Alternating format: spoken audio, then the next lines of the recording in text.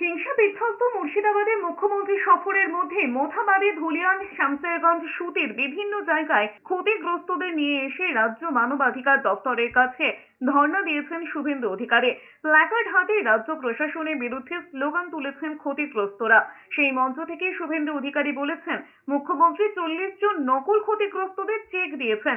সরকারি সাহায্য প্রত্যাখ্যান করেছেন জাফরাবাদের নিহতের পরিবার, কিন্তু বিজেপির সাহায্য নিয়েছেন।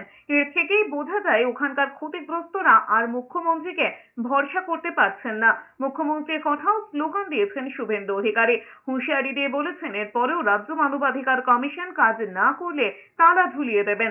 মঙ্গলবার মুর্শিদাবাদে ক্ষতিগ্রস্তদের নিয়ে ধর্নার অনুমতি দিলেও জায়গা পরিবর্তনের নির্দেশ দেন বিচারপতি তীর্থঙ্কর ঘোষ। মুখ্যমন্ত্রীর দান খয়রাতি অগ্রাহ্য করেছেন।